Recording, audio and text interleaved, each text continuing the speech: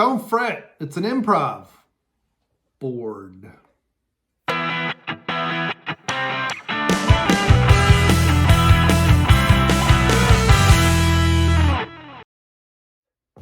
Hey, it's Brain Muffin back with a beer review, and today is a beer that from Cincinnati area, the Fretboard. Now, I used to go fairly frequently to Fretboard when I worked in where was that? Blue Ash, I think is what that area was considered.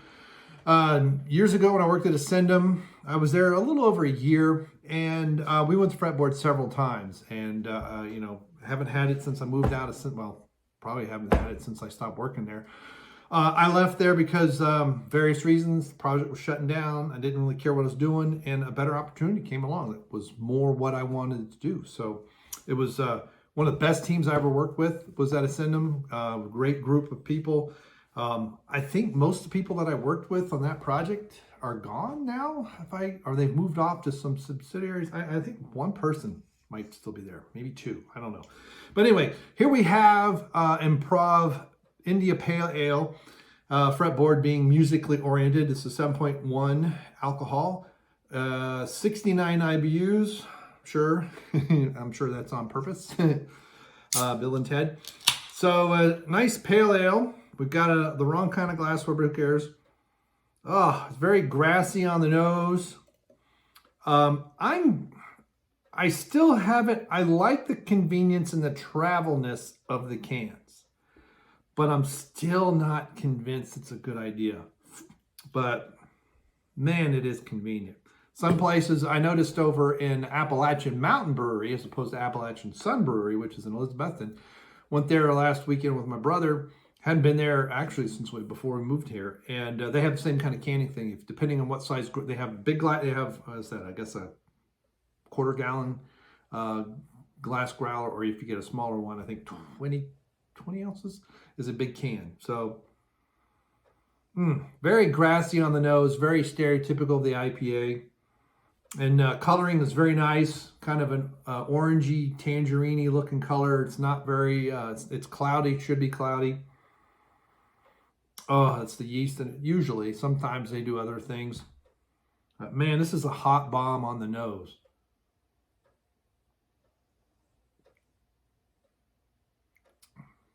Wow, that's up my nose. It tickled my nose. I don't know if I've ever had. I don't know if it's the type of hop that's very aromatic, or if it was the carbonation. But man, it makes my knees want to snow. Golly day, it's been one of those days, man. And man, my posture sucks. So is there any beer info on the can? I don't think there is. Brews in Tune, Fretboard Brewing Company, 12 ounces, blah blah blah, Surgeon General, yada yada yada. And it looks like there's a spaceman, somebody in a spacesuit, but I don't know what's trailing behind him. I don't know if that's supposed to be Rocket Man. But anyway.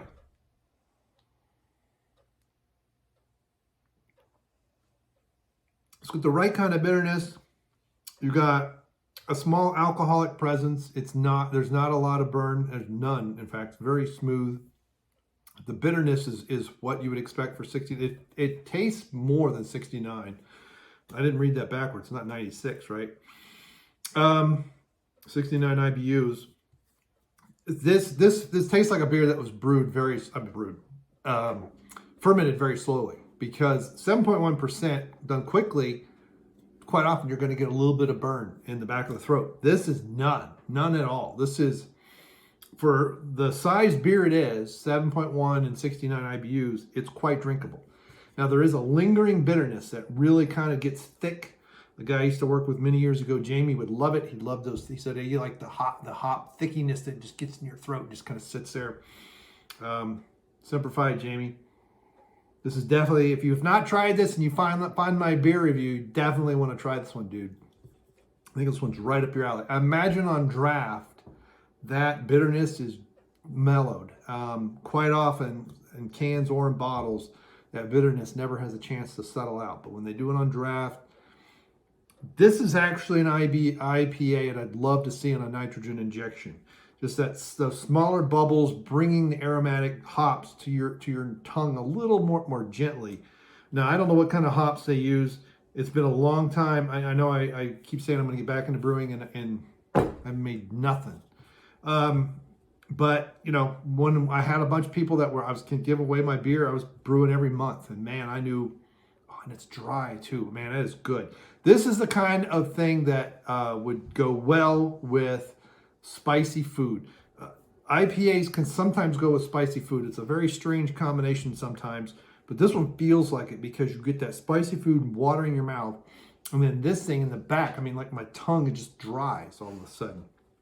But yeah, there's a time I could have told you all the hops and grains and everything else, but that's long, and I would have to really start brewing heavily for about 2 or 3 years. But I like this. I really do. It's very rare that I like IPAs out of a can. I don't know how much of that bitterness is the canning particularly. I don't know if it's a line can. I can't really see in there very well. Many of these have line cans, but so I don't know if it's just pure aluminum can. I don't know what kind of interaction there is. I don't know.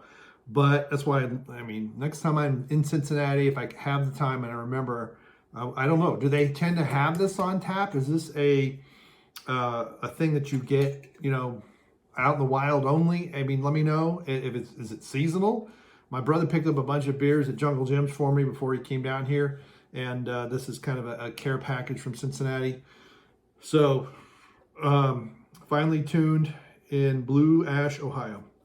But this is good. I mean, it's borderline imperial, okay, with its IBUs and its alcohol, and an imperial IPA. Not, I know the I stands for, well, it's India Pale Ale. Never mind. And it's one of those that's drinkable. I would replace it with spicy food, maybe some savory meats, maybe. I don't know about that. And maybe even fish, which is, and I mean like a good fish, like a salmon steak or something. But to me, out of 10, this is a solid 8.5. I've had some in this range a little bit better. And I want to reserve a little bit for if I ever have it on draft, because I suspect it's going to be like a 9.5, maybe even a 10 on draft. Just having on draft, I mean, depending on the beer, I've had beers improve 2 points on my scale. So, you know, you're talking a solid a 4.25 on Untapped. I would give this, right, I said an 8.5. And when I check in, that's when I give it. And my phone is my camera today. And because I got to get a new camera, but I don't know what I want. And I've had the D7000 for so many years. And, you know, I don't know. Do I go mirrorless? I don't know what to do. But yeah, to me, this is a solid 8.5, 4.25 on Untapped. Very nice. Would love to have it on draft. Have it with some spicy food. The spicier you can tolerate. I mean, we're talking habanero level spice. I don't know about Dutch Bond or anything, but habanero would definitely be the level for the IBUs and the hops and the dryness, if you can tolerate that high. I can't tolerate that high anymore. But definitely hot cayenne. I wish cayenne had more heat. It's got the flavor, just needs more heat. So, what do you know? Is there anything else from Fretboard that has in cans that's easily transportable down here to Tennessee? Maybe even if some of the stuff, I don't know if they go, how far outside Cincinnati they go. I could always make a pilgrimage to Knoxville or to Asheville. They're about 2.5 hours, 2.5-ish hours a piece. Maybe even Bristol somewhere. I don't know. The problem is around here, the beer selection is okay, but you can get all kinds of whiskeys. So I probably get the strangest bourbons you've ever heard of just down the street. But, you know, most of the beer is, you know, crap. But they do have some good stuff and some local stuff too. So let me know in the comments below. Thank you so much for stopping by. Thanks for clicking the like. Thanks for sharing on all your social medias. It really, really helps. The channel's been growing despite all the moves and silliness and everything going on. And I appreciate it very much. Thank you. And we will see you. Goodbye.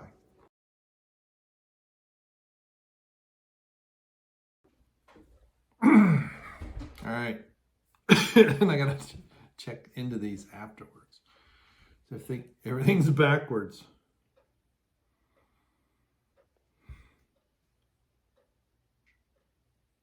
What is that noise? Hopefully, I don't know if the camera can pick it up.